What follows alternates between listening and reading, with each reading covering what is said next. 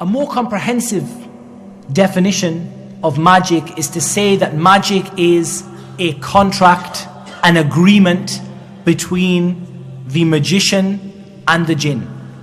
On one side we have the first party. The first party is the magician. And on the other side we have the second party, and the second party is the jinn. But this is not a contract which is understood by any legal system in the world.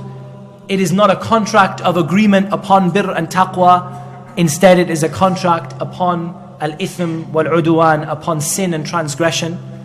And it is a contract made up of two parties. The first party is the magician, and the second party is the jinn. And the magician says, I will do some stuff for you and you will do some stuff for me.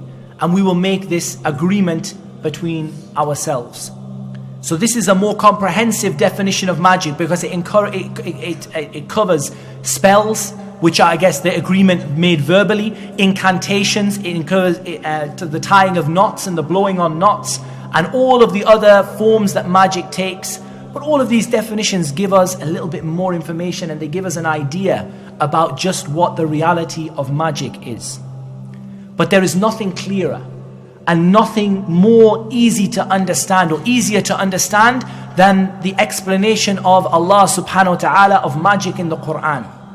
And so we are going to listen to the ayah, and then I'm going to ask you guys to help me, to work along with me to try and find if we can understand the reality of magic from this ayah. This ayah is the 102nd ayah in Surah Al-Baqarah, ayah number 102, in which Allah subhanahu wa ta'ala says, the translation of which is, and they followed instead what the devils recited during the reign of Sulaiman. It was not Sulaiman who disbelieved, but the devils disbelieved, teaching people magic and that which was revealed to the two angels at Babylon, Harut and Marut. But the two angels did not teach anybody until they said, we are only a trial, so do not disbelieve by practicing magic.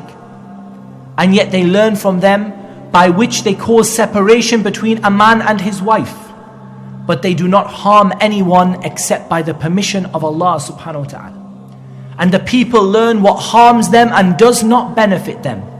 But the children of Israel certainly knew that whoever purchased this magic would not have any share in the hereafter. And wretched is that for which they sold themselves, if they only knew. The first point, magic is something which is learnt. It is not something you are born with. I mentioned this last week.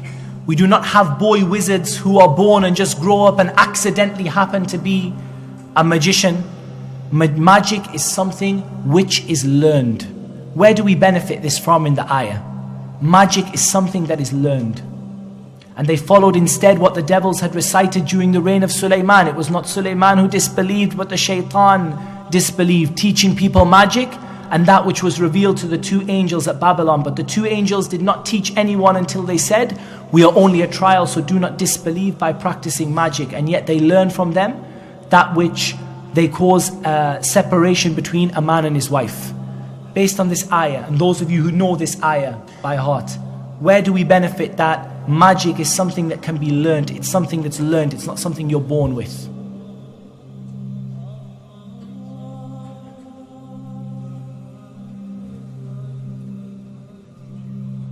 And they teach people. 3 times teaching is mentioned. Teaching people magic, the shaitan teaching people magic, and the 2 angels not teaching anybody, and they learn from them that which they cause separation between man and wife. So this is something which is learnt.